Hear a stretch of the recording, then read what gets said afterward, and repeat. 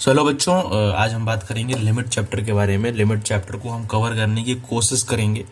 तो ये आपको जो लेक्चर है पार्ट बाय पार्ट में आपको देखने को मिलेंगे। सबसे पहला तो अगर लिमिट की बात करें तो सबसे पहला जो पहला पॉइंट आता है उसके बारे में अगर हम डिस्कस करें तो पहला पॉइंट ये कहता है कि अगर x जो है x is tending to a, अगर कोई x की वैल्यू जो है a की तरफ टेंड कर रही है और जो फंक्शन है आपका जो फंक्शन है अगर वो m वैल्यू दे रहा है तो उसको हम रिप्रेजेंट कैसे करेंगे। तो रिप्रेजेंटेशन होगा उस चीज का, अगर x जो है टेंडिंग टू a है और फंक्शन जो है एक वैल्यू दे रहा है m, तो रिप्रेजेंटेशन होगा उस चीज का, that is limit x is tending to a function f x is equal to m. तो उसको हम रिप्रेजेंट करेंगे इस तरीके से। ओके, सो अगर x जो टेंडिंग कर रहा है a की तरफ तो फंक्शन अगर m वैल्यू दे रहा है तो उसको हम रिप्रेजेंट करेंगे इस तरीके से। ठीक है, तो यहाँ पास पे जो m है, m क्या है, m जो है वो लिमिटिंग वैल्यू। ठीक है बेटा, m जो है वो है लिमिटिंग वैल्यू। ठीक है, किसकी लिमिटिंग वैल्यू है, of f x at x is equal to a. तो फिर से समराइज कर देता हूं पहला पॉइंट को। पहला पॉइंट ये कहता है कि अगर x is tending to a है, उस x is tending to a पे फंक्शन अगर m फंक्शन की जो वैल्यू है वो अगर m की तरफ टेंड कर रही है तो उसको हम रिप्रेजेंट करते हैं limit x is tending to a f x is equal to m। ठीक है, अब उसके बाद जो यहाँ पास पे m है, m is the limiting value. m जो है वो एक लिमिटिंग वैल्यू है। किसकी वैल्यू है, फंक्शन की at x is equal to a पर। ठीक है, तो ये हो गया आपका पहला पॉइंट। दूसरा पॉइंट लिमिट है। लिमिट की अगर हम बात करें तो लिमिट होती क्या है, कैसे, तो देखिए जैसे मान लीजिए आपके पास ये ग्राफ है, समझिएगा ये आपके पास एक ग्राफ है और ये है एक ऐसा ग्राफ, ऐसा। ठीक है, अब यहां पास पे इस पॉइंट पे फंक्शन में अगर हम 2.99 वैल्यू रख रहे हैं तो वहां पास पे जो वैल्यू आ रही है 3.99 आ रही है, और अगर यहां पास पे 3.01 रख रहे हैं तो 3.99 वैल्यू आ रही है किसकी, फंक्शन की। तो यानी x की वैल्यू जो है वो अलग अलग है लेकिन जो फंक्शन की वैल्यू आ रही है एग्जैक्ट सेम आ रही है। ठीक है, तो इस कंडीशन पे बेसिकली क्या होता है कि कर्व पे अगर कोई पॉइंट एक कह सकते हैं कि एक निग्लिजिबल अगर हम डिस्टेंस फाइंड करते हैं तो वहां पास भी हम लिमिट का यूज करते हैं। वहां हम ये कह सकते हैं कि अच्छा चलो कोई बात नहीं, एक्स में थोड़ा सा डिफरेंस है बट वाई की वैल्यू लगभग सेम आ रही है, इसलिए इस गैप को निग्लिजिबल माना जा सकता है। इसलिए लिमिट जो है लिमिट को लगाया जाता है और उस गैप को बेसिकली क्या करते हैं कि हम एक एलएचएल निकालते हैं, आरएचएल निकालते हैं और अगर दोनों की वैल्यू एग्जिस्ट कर जाती है तो वहां पास पे हम लिख देते हैं कि लिमिट एग्जिस्ट। जैसे यहाँ पास पे एक्स की वैल्यू दोनों अलग अलग है लेकिन यहाँ पास पे फंक्शन की जो वैल्यू लगभग क्या एग्जैक्ट सेम आ रही है, इसलिए यहाँ पास पे लिमिट जो है एग्जिस्ट करती है। आ रही बात पकड़ में? तो इस प्रकार से आप सॉल्व करते हैं। अब अगर जैसे बात करें y is equal to x plus two के ग्राफ की, y is equal to x plus two के ग्राफ की, तो ये सिंपली कोई भी बना देगा ऐसा ग्राफ। ठीक है, लेकिन अगर यहीं पास पर अगर हम ग्राफ बोलें निकालने का, क्या, x square minus 4 upon x minus 2, इस ग्राफ को अगर हम ड्रॉ करने के लिए बोले y is equal to x square minus 4 upon x plus 2, तो बेसिकली इसको हम ऐसा भी लिख सकते हैं y is equal to x plus 2। अगर इसको हम सॉल्व करेंगे फंक्शन को, तो सॉल्व करने के बाद जो हमारे पास आएगा वो एग्जैक्ट एक्स प्लस 2 आएगा। Graph same as it is इसी तरह से बनेगा, लेकिन प्रॉब्लम क्या होगा, यहाँ पास पे 2 जो है इस y के डोमेन में है ही नहीं। जब डोमेन में नहीं है तो यहाँ पास पे एक होल आ जाएगा, समझ रहे हैं, होल आ जाएगा। तो यहीं पास पे क्या होगा, इस x के लिए ये वैल्यू ये होगी और इस x के लिए वैल्यू यहाँ पे होगी। तो बेसिकली इसी चीज को गैप को फाइंड करने के लिए हम लिमिट का यूज करते हैं। अब जैसे मान लीजिए y is equal to greatest integer of x का फाइंड करना है at x is equal to 2 पे, कि लिमिट एग्जिस्ट करती है कि नहीं करती है। तो अगर हम y is equal to greatest integer of x का ग्राफ बनाएंगे, जैसे अगर आप बनाते हैं तो एक तो यहाँ पास पे हो जाएगा, ठीक है, उसके बाद एक यहाँ से यहाँ चला जाएगा, एक यहाँ से यहाँ चला जाएगा, एक यहाँ से यहाँ चला जाएगा, ये कोई पॉइंट 2 है। ओके, अब यहाँ पास पे अगर 2 से हल्का पहले हम जाते हैं तो हल्का पहले पे 2 माइनस, ये 2 माइनस पे वैल्यू यहाँ आती है और 2 प्लस पे वैल्यू यहाँ आती है। तो इन दोनों के जो बीच का जो गैप का डिफरेंस है वो क्या है, नॉट निग्लिजिबल, नॉट निग्लिजिबल। ठीक है, स्पेलिंग पे मत जाइएगा। तो बेसिकली यहाँ पास पे जो गैप है वो निग्लिजिबल नहीं है, इसलिए यहाँ पास पे क्या हो जाएगा, लिमिट डज नॉट एग्जिस्ट। ठीक है, एलडी यानी लिमिट डज नॉट एग्जिस्ट। तो बेसिकली क्या हो गया कि जब कभी भी आपका जो गैप है वो निग्लिजिबल होता है, तो वहां पास पे हम क्या कहते थे, लिमिट यहाँ पास पे एग्जिस्ट कर सकती है। लेकिन अगर गैप जो है वो आपका निग्लिजिबल नहीं है, तो वहां पास पे हम ये लिख देते हैं या फिर हम बता देते हैं कि दैट इज आपका लिमिट डज नॉट एग्जिस्ट। तो यहाँ पास पे आपका जो सेकंड पॉइंट है वो सेकंड पॉइंट कंप्लीट हुआ। थर्ड पॉइंट की अगर हम बात करें, एक्स इज टेंडिंग टू ए, मतलब ये होता है कि एक्स इज अप्रोचेस टू ए। ठीक है, एक्स इज अप्रोचेस टू ए। ठीक है बेटा, एक्स इज अप्रोचेस टू ए। अब फोर्थ पॉइंट की बात कर लें, जब कभी भी हम आरएचएल निकालते हैं तो for RHL x is equal to क्या होता है, ए प्लस एच होता है, एंड फॉर एलएचएल के लिए होता है x is equal to a minus h. अब यहाँ पास पे h क्या है, यहीं से आता है फिफ्थ पॉइंट क्या है, h जो है is infinitely small positive quantity. समझ रहे हैं, आरएचएल क्या हो गया, x is equal to a plus h, LHL हो गया x is equal to a minus h. h यहाँ पास पे इनफाइनेटली स्मॉल पॉजिटिव क्वांटिटी है। पॉजिटिव क्वांटिटी को हमेशा ध्यान रखिएगा, क्योंकि ये कहीं ना कहीं आपका काम आ सकता है और कहीं ना कहीं आपको धोखा जरूर दे सकता है। तो इस चीज को जरूर ध्यान रखिएगा। ठीक है, अब एक नोट वाली बात अगर पकड़ें, समझिएगा कि एलएचएल, अगर एलएचएल लिखना है तो हम कैसे लिखेंगे, limit x is tending to a minus of f x. ये कभी कभी आप इसको ऐसा भी लिख सकते हैं, limit h is tending to zero f a minus h. ठीक है, अब समझिए इस चीज को हम कैसे लिखें, limit is x is tending to a minus f x. Function में एलएचएल लिखना है तो एलएचएल में हम यहाँ पास पे क्या लिखते हैं, ए माइनस एच। तो फंक्शन में हम क्या रख दिए, ए माइनस एच। अब क्योंकि यहाँ पास पे एक्स का जो है टर्म वो अब हट गया है, इसलिए यहाँ पास पे एच का रोल आ गया, इसलिए यहाँ पास पे लिमिट जो है वो भी एच की चली आई। और आरएचएल में हम चले जाएंगे, तो आरएचएल में अगर हम लिखे limit x is tending to a plus of f x is equal to limit h is tending to f of a plus h. ये बात पकड़ में। अगर हम नंबर लाइन में बात करें तो जैसे मान लीजिए यहाँ पास पे a है और a plus H, right hand side में a प्लस एच है और यहाँ पास पे a माइनस एच है, तो ये जब यहाँ से ये x tending to a minus, यानी इस चीज को ये अप्रोच कर रहा है a लेफ्ट हैंड साइड से, limit x tending to a plus यानी ये राइट हैंड साइड से a को, फंक्शन को, यानी फंक्शन, तो यहाँ पास भी फंक्शन को अप्रोच करेगा क्या, राइट हैंड साइड से ए को। अब अगर बात करें कि लिमिट एग्जिस्ट कैसे करेगा, लिमिट की एग्जिस्टेंस की क्या पॉइंट है, तो देखिए अगर limit exist tending to a minus और यानी एलएचएल और आरएचएल जब इक्वल होंगे और उनकी वैल्यू एक फाइनाइट वैल्यू आएगी, देन लिमिट एग्जिस्ट। ध्यान रखिएगा एल की जो वैल्यू है वो हमेशा फाइनाइट होनी चाहिए, ऐसा नहीं कि कुछ भी आ जाए। तो हमेशा क्या होना चाहिए, फाइनाइट वैल्यू होनी चाहिए, तभी लिमिट जो है एग्जिस्ट करेगी। अब जैसे मान लीजिए आपके सामने दो सिचुएशन में रखता हूं, यहाँ पास पे अगर हम limit x is tending to 5 minus, ठीक है, वहां पास पे जो फंक्शन की वैल्यू आ रही दैट इज 4 आ रही है, और अगर limit x is tending to 5 plus यानी आरएचएल से हम उसको अप्रोच कर रहे हैं, वहां पे फंक्शन की वैल्यू आ रही है 5 मान लीजिए, तो यहाँ पास पे जो गैप है वो निग्लिजिबल नहीं है, हम निग्लेक्ट नहीं कर सकते, तो यहाँ पास पे लिखेंगे limit is tending to 5 of function does not exist, क्योंकि एलएचएल और आरएचएल की वैल्यू जो है वो सेम नहीं है, इसलिए नेग्लिजिबल है, इसलिए यहाँ पास पे क्या होगा, आपकी जो वैल्यू होगी वो डज नॉट, यानी लिमिट जो है वो एग्जिस्ट ही नहीं कर पाएगी। ठीक है, अब अगर हम जैसे बात कर ले limit x is tending to 13 minus of function, let say अगर 2 आ रही है वैल्यू, और limit x is tending to 13 plus of function 2 ही आ रही है, तो यहाँ पास पे जो दोनों वैल्यू है वो सेम आ रही है, इसलिए लिमिट एग्जिस्ट, लिमिट यहाँ पास पे क्या करेगी, आपकी एग्जिस्ट कर जाएगी। बेसिकली रूल अब आपको समझ में आ गया होगा कि हमेशा क्या करना है कि आपका जो वैल्यू होता है वो हमेशा सेम होना चाहिए एलएचएल और आरएचएल के लिए, तब जाके लिमिट एग्जिस्ट करेगी।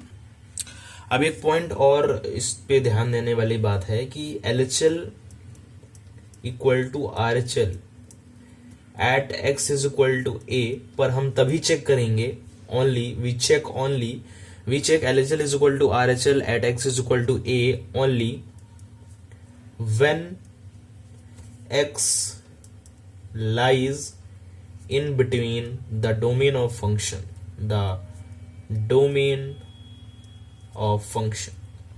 ये लाइन बहुत ध्यान रखिएगा कि LHL is equal to RHL at x is equal to a पे हम तभी फाइंड करेंगे जब x जो है lies between the domain of the function के डोमेन में अगर x नहीं आएगा तो हमको चेक करने की कोई ज़रूरत नहीं है, इस चीज़ का ध्यान रखेंगे। इसके बाद जो नेक्स्ट पॉइंट आएगा वो दैट इज ये कि अगर x is equal to a domain के एंड पॉइंट में है, ठीक है, if x is equal to a is the end point of the domain then we don't check LHL is equal to RHL both, we check whatever is available, ठीक है। अब कैसे होगा ये मैं आपको समझा देना चाहता हूं। जैसे मान लीजिए आपके पास क्वेश्चन आया limit x is tending to 1 cos inverse x, ठीक है। अब आपको इसमें फाइंड करना है तो basically x is tending to 1 पे करना है ना। हम इसका ग्राफ बनाएंगे, ग्राफ क्या होता है, ग्राफ कुछ उसका इस प्रकार से होता है, ठीक है। यहाँ पास पे ये 1 है, ठीक है। अब हमारे पास यहाँ 1 प्लस अवेलेबल ही नहीं है सर, 1 प्लस अवेलेबल ही नहीं है, सिर्फ हमारे पास 1 माइनस अवेलेबल है, ठीक है। 1 प्लस अवेलेबल ही नहीं है तो हम क्या करेंगे, इस कंडीशन पे सिर्फ 1 प्लस को ही लेके चलेंगे, यानी LHL बस ही सॉल्व करेंगे। तो LHL जब सॉल्व करेंगे तो क्या आ जाएगा, limit x tending to 1 minus cos inverse of x is equal to cos inverse 1 minus h, क्योंकि अब यहाँ पास पे क्या रख देंगे, 1 माइनस एच रख देंगे x की जगह, तो यहाँ पास पे लिमिट भी आ जाएगी h की एच टेंडिंग टू 0, तो यहाँ पास पे वैल्यू आ जाएगी 0। और RHL में हम क्या लिख देंगे, RHL का है नॉट अवेलेबल, अवेलेबल ही नहीं है सर, समझ रहे हैं, अवेलेबल ही नहीं है, तो यहाँ पास पे जो आ जाएगा दैट इज 0, समझ रहे हैं। तो जब हमारे पास अवेलेबल ही नहीं है, अगर कोई मान लीजिए डोमेन के एंड पे है अगर एक्सट्रीम पॉइंट पे, जैसे मान लीजिए अगर यहाँ पे या अगर यहाँ पे अगर x की वैल्यू आती है तो हमें जो अवेलेबल है उसको ही बस देखना है, उसके अलावा हमें ये नहीं करना है कि LHL पे देखना है, क्योंकि जो चीज अवेलेबल नहीं उसको हम देख नहीं पाएंगे, ठीक है।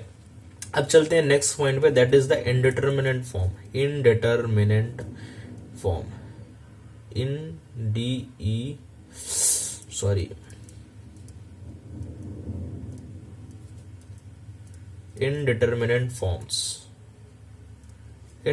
फॉर्म्स की तरफ हम चलते हैं। इनडिटरमिनेंट फॉर्म्स 7 प्रकार की बताई गई है लिमिट्स चैप्टर में, तो वो 7 क्या क्या है वो हम जान लेते हैं। पहला है 0/0, सेकंड 0 की power 0, then infinite by infinite, then infinite minus infinite, then infinite into 0, then infinite की power 0 and then tending to infinite, ठीक है। तो ये आपकी 7 जो हैं इनडिटरमिनेंट फॉर्म हो गई। पहले ये 0/0 वाली, फिर इनफाइनाइट वाली, फिर इनफाइनाइट 0 वाली and then tending to infinite. ये 7 आपको इनडिटरमिनेंट फॉर्म देखने को मिलेंगी, ठीक है। अब उसके बाद हम समझ लेते हैं नेक्स्ट चीज कि अगर इनफाइनाइट इनटू इनफाइनाइट हुआ तो क्या होगा, दैट इज इनफाइनाइट, ठीक है, पहली चीज। नेक्स्ट चीज, अगर इनफाइनाइट प्लस इनफाइनाइट है तो क्या होगा, infinite. Third, tending to infinite होगा, अगर इनफाइनाइट इनटू इनफाइनाइट है that is tending to infinite, infinite plus infinite that tending to infinite. अगर a अपॉन इनफाइनाइट हुआ दैट इज इक्वल टू 0, अगर इफ जो है, अगर a यहाँ पास पे क्या होना चाहिए, फाइनाइट वैल्यू होनी चाहिए, समझ रहे हैं।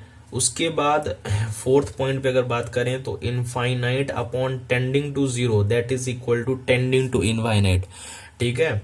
उसके बाद 5वें पॉइंट की बात कर लें, एग्जैक्ट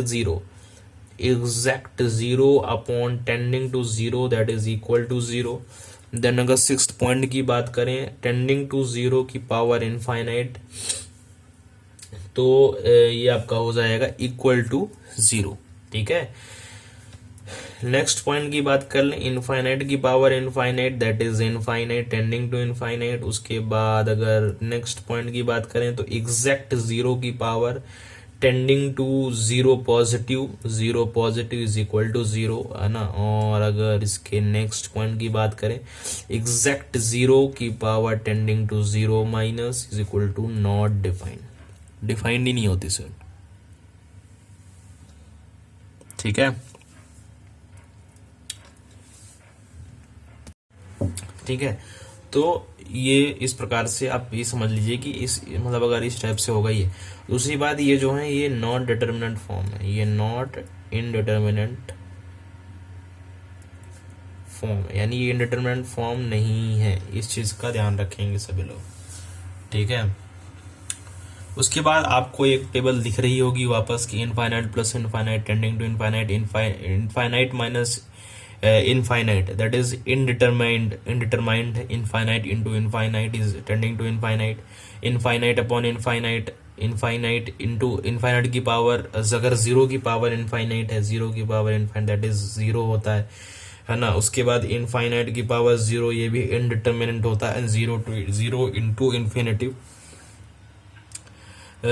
ये भी आपका बता दिया गया है ना, ठीक है। अब अगर बात करें आपको, अगर जैसे क्वेश्चन अगर हम पूछ लिया जाए कि which of the following is indeterminate form is tending to one, x minus one upon x square minus one is equal to zero. हाँ, बेसिकली इसमें बताना है कि आपको कौन सा इंडिटरमिनेंट फॉर्म है या नहीं है, ठीक है। तो चेक करना है, तो सबसे पहले इसको क्या करेंगे, सबसे पहले इसमें बेसिकली क्या करेंगे, अगर हम वन रखते हैं वैल्यू तो यहाँ 0/0 आ जाता है, तो इसका मतलब ये जो है इंडिटरमिनेंट फॉर्म है, ठीक है। नेक्स्ट क्वेश्चन लेते हैं, limit f6 tending to 0 plus greatest integer of x upon x। अब इसमें हम क्या करेंगे, 0 प्लस लिखा हुआ है, 0 प्लस लिखा हुआ है, यानी यहाँ पास पे 0 प्लस h रखेंगे। जैसे हम ग्रेटेस्ट इंटीजर x में 0 प्लस h रखेंगे और यहाँ पास पे h रखेंगे, 0 प्लस h यानी h रखेंगे, तो ग्रेटेस्ट इंटीजर x यहाँ पास पे क्या कर देगा, जीरो से हल्का सा बड़ा लेते ही यहाँ ग्रेटेस्ट इंटीजर 0 बना देगा और h हो जाएगा, तो बेसिकली 0/h 0 हो जाएगा, तो पूरे जो लिमिट की वैल्यू, फंक्शन की वैल्यू वही 0 आ जाएगी। तो हमें यहाँ पास पे लिमिट रखने की जरूरत ही नहीं पड़ेगी, जब जरूरत नहीं पड़ेगी तो बेसिकली 0 आ गया, यानी 0 आंसर आ गया। तो यानी ये जो आपका ये लिमिट है, तो ये जो आपका जो फंक्शन है इंडिटरमिनेंट फॉर्म नहीं है, तो यहाँ पास पे आंसर आ जाएगा no, that is not indeterminate form. अब अगर नेक्स्ट क्वेश्चन की बात करें, that is limit x is tending to π/2 और ग्रेटेस्ट इंटीजर ऑफ x की पावर 10x, ठीक है। तो अगर हम बात करें तो जैसे ही हम π/2 रखते हैं, π/2 यानी 1.57 इसके अंदर, तो 1.57 रखेंगे और ऊपर हम रखेंगे 10π/2, 1.57 क्या कर देगा, एग्जैक्ट वन कर देगा, और एग्जैक्ट वन की पावर इनफाइनाइट, एग्जैक्ट वन की power infinite is equal to 1 होता है, तो बेसिकली ये भी आपकी नॉन डिटर्मिनेंट फॉर्म हो जाएगी। अब अगर एक नेक्स्ट क्वेश्चन और अगर हम ले लें, तो limit x is tending to minus infinite under root x square minus 1 minus x, ठीक है। टेंडिंग टू माइनस इन्फिनिटी है, तो हम बेसिकली जब यहाँ रखेंगे अंडर, तो माइनस इनफाइनाइट का whole square minus 1 minus infinite, ठीक है। तो ये हो जाएगा infinite plus infinite which is tending to infinite, तो ये भी आपका क्या हो जाएगा, एक नॉन इंडिटरमिनेंट फॉर्म होता है, क्योंकि ये आपको बताया गया इसके पहले वाले में कि infinite plus infinite tending to infinite is not an indeterminate form, ठीक है। अब कुछ बेसिक्स बात कर लें अगर हम, तो सबसे पहली चीज, अगर लेस देन वन की पावर इनफाइनाइट है तो उसका आंसर 0 आएगा, ठीक है। ग्रेटर देन 1 की पावर अगर इन्फिनिटी है तो वो टेंडिंग टू इन्फिनिटी होगा, और अगर एग्जैक्टली 1 की पावर इनफाइनाइट है तो वो 1 होगा, ठीक है। और e की पावर इनफाइनाइट इज इनफाइनाइट, क्यों, क्योंकि तो ये e की power infinite tending to infinite इसलिए होगा क्योंकि e की वैल्यू लगभग 2.7 के आसपास होती है, तो e की तो इट इज ग्रेटर देन 1 हो ना, तो उसकी power infinite tending to infinite हो, ठीक है। ऐसे आप कई सारे एग्जांपल आप देख सकते हैं, ठीक है। अब e की पावर माइनस इनफाइनाइट की बात करें, कि e की power minus infinite, that is, इसको हम लिख सकते हैं e की power infinite, so it is tending to zero हो जाएगा, क्योंकि e की पावर इनफाइनाइट जीरो जाएगी तो 1 infinite is always zero, tending to zero होगा। ये चीज़ आप देख सकते हैं। अगर हम इसको मैथमेटिकली टर्म में लिखें, इसको अगर हम मैथमेटिकली टर्म में लिखना चाहें, हम लिख सकते हैं limit is x is tending to infinite a की पावर ए इज बेसिकली, इसमें हम लिख सकते हैं ए की पावर इनफाइनाइट, तो इसको हम ऐसा लिख सकते हैं जीरो कब होगा, इनफाइनाइट कब होगा, वन कब होगा। तो अगर a is less than one है तो जीरो होगा, a is greater than one है इनफाइनाइट होगा, a is equal to one है then the value become the आपका क्या, वन। ठीक है। अब अगर नेक्स्ट क्वेश्चन के बारे में बात करें, जो क्वेश्चन आपको दिख रहा होगा स्क्रीन पे, उसमें आपको सबसे पहले क्या करना है, जो अब सब समझिएगा इस चीज को, यहाँ पास पे क्वेश्चन में दिया हुआ है एक लिमिट दी है, लिमिट का आंसर दिया हुआ है इसमें 1/3। इसमें आपको क्या करना है, एक्स की रेंज निकालनी है, basically find the range of the x निकालना है। यहाँ पास आपको लिमिट की वैल्यू निकालनी है, लिमिट की वैल्यू ऑलरेडी 1/3 दे रखी है। ठीक है, इस चीज को ध्यान में रखेंगे तो सबसे पहले अगर क्वेश्चन सॉल्व करने लगे ना, सॉल्यूशन हम देखते हैं डायरेक्ट। क्वेश्चन के अकॉर्डिंग अगर हम देखें तो हम क्या कर सकते हैं, इसमें आपको ये सोचना पड़ेगा।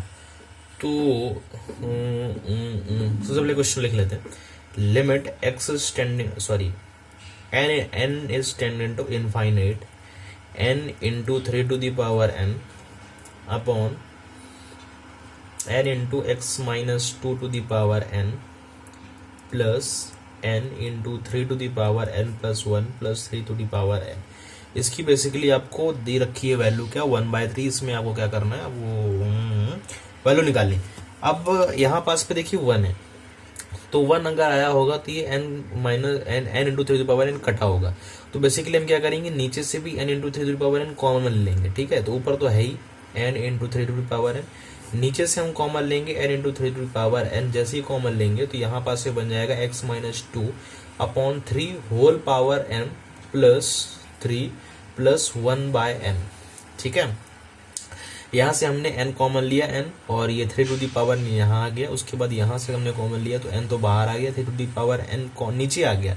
तो बेसिकली सिर्फ बचा हमारे पास क्या, 3। Okay, 3 to the power n जैसे ही कॉमन है, और यहाँ से हमने 3 to the power n common ले लिया, लेकिन n है तो 1/n आ जाएगा। अब यहाँ से कैंसिल हो गया, तो हमारे पास क्या बचा, limit n tends to infinity, limit n tends to infinity, हमारे पास क्या बचा,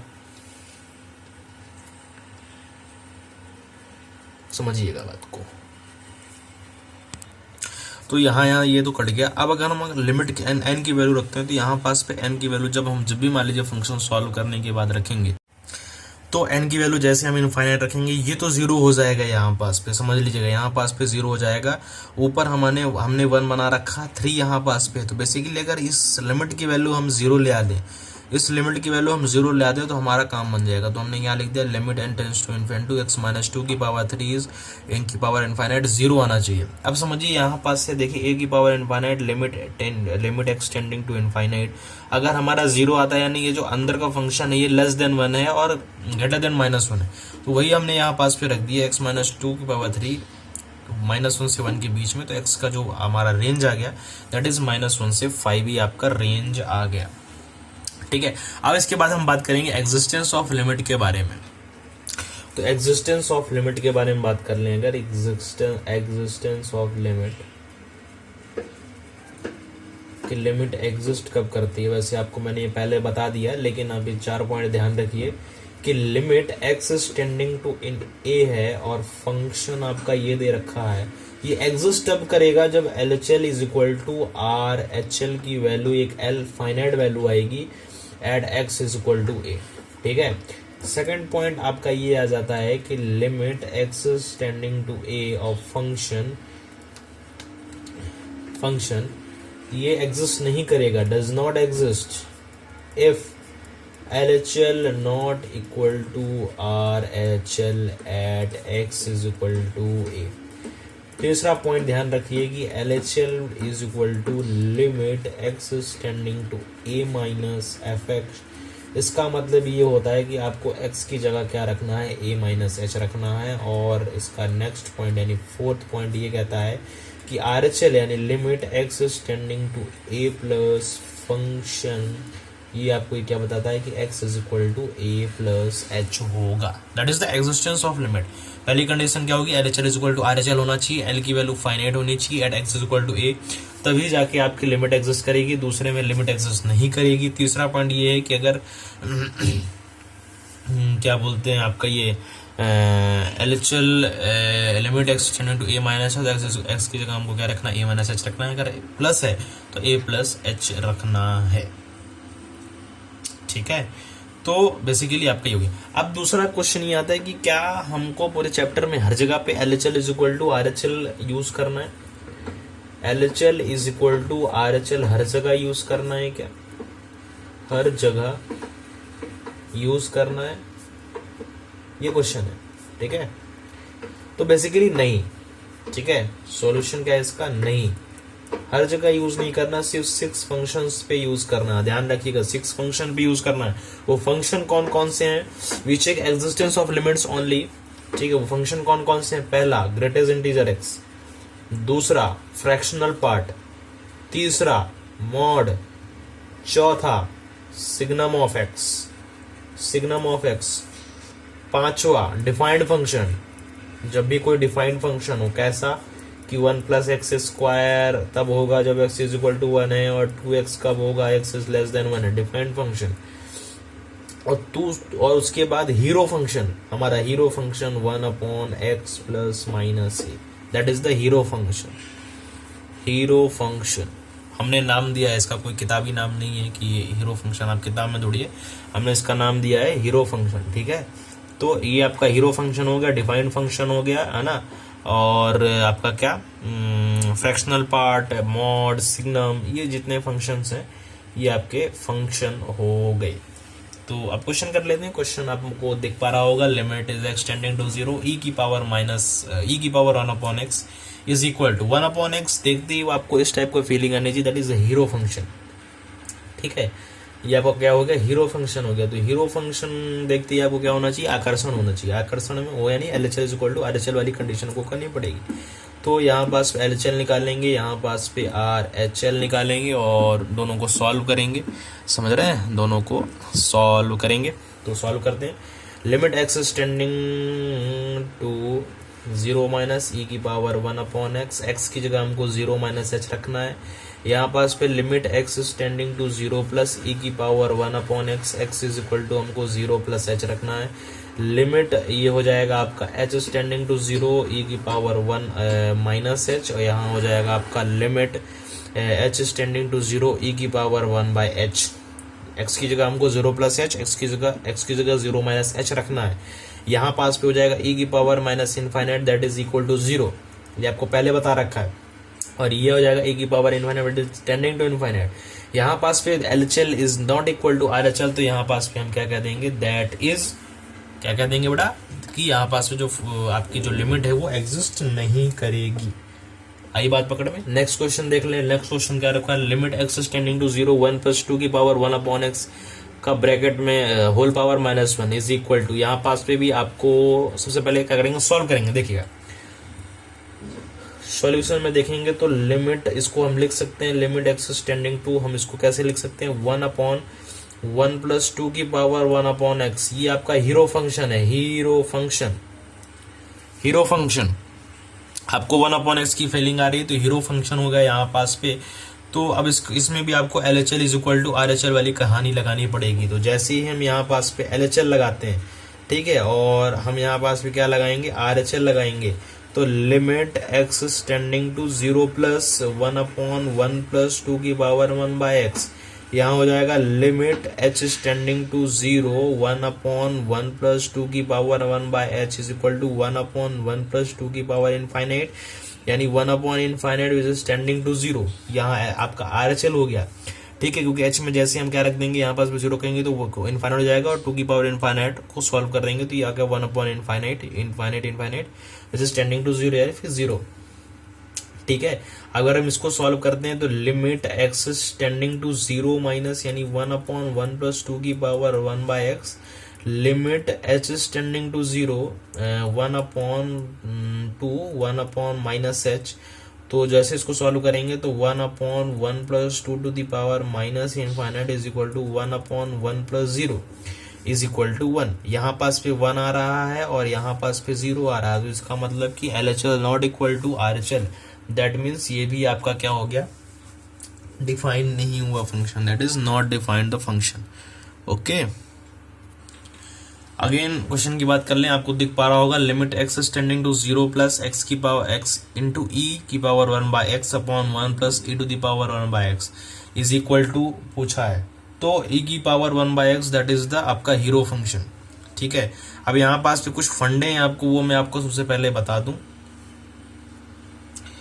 ठीक है, तो सबसे पहले समझ लीजिए x is tending to 0 plus दिया, यानी यहाँ पास में सिर्फ हमको RHL देखना है। ठीक है, तो फंडा हमारे पास क्या क्या है, वो फंडे को हम सबसे पहले समझ लेते हैं कि limit x is tending to 0 पर e to the power 1/x in numerator and denominator both. पहला फंडा हमारे पास ये है कि लिमिट आपका क्या है, limit x is tending to 0 पर e to the power 1/x, numerator and denominator both से हम e to the power 1/x common लेंगे, लेकिन अगर e to the power -1/x है limit x is tending to 0 पे, तो वहां पे हमें कॉमन नहीं लेना है। इस चीज का बिल्कुल ध्यान रखेंगे। तो सबसे पहले जैसे हम सॉल्यूशन करते हैं, limit x is tending to 0 + 1/x 1 + e to the power 1/x। ठीक है, RHL है तो RHL में हम क्या रख देंगे, x is equal to 0 + h, 0 + h रखेंगे तो h की लिमिट आ जाएगी h is tending to 0 h into 1/h upon 1 + e to the power 1/h is equal to limit h is tending to 0 e to the power 1/h into h। ठीक है, ये clear हो जाएगा। e to the 1/h हमने common ले लिया है, 1/h upon e to the power यहाँ से जैसे कॉमन लेंगे तो आपका आ जाएगा 1/h + 1। इससे ये हम कैंसिल कर देंगे। उसके बाद हम लिमिट जैसे रखेंगे h तो यहाँ पास पे 0 बन जाएगा, यहाँ पास पे हम जैसे रखेंगे तो e to the power infinite बन जाएगा 1 upon e to the power infinite + 1। That is become 0 upon 0 + 1 और 0 अपॉन 1 इज इक्वल टू 0। ये आपका आंसर हो जाएगा। तो ये आपको दो फंडे हमको हमेशा ध्यान रखना है कि e to the power 1/x common लेना, कॉमन लेते ही आपके आगे के रास्ते जो हैं वो खुल जाएंगे। तो बेसिकली आज के लिए इतना ही। इसका जो नेक्स्ट पार्ट है आपको जल्दी देखने को मिलेगा। Thank you.